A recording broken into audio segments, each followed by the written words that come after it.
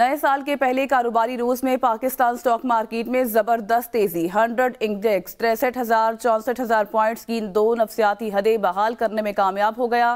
इस खबर से मुतालिक आपको बताएं कि नए साल के पहले कारोबारी रोज पाकिस्तान स्टॉक मार्केट में जबरदस्त तेजी देखने को आई है। मजीद बताएंगे हमारे नुमाइंदे अब्दुल कदीर राना। अब्दुल कदीर राना, कहिएगा, पहले रोज साल के जबरदस्त तेजी देखने में आ रही है।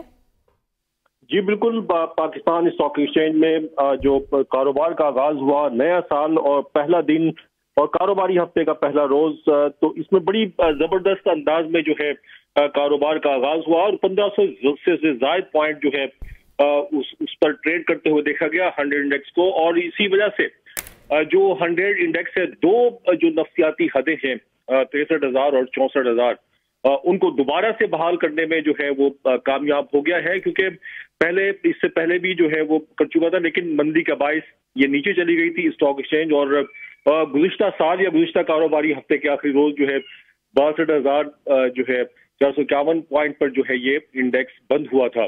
लेकिन आज जो है 63 और 64 दोनों हदें जो है वो पार कर गया है। जी जी, बहुत शुक्रिया अब्दुल कदीर राना।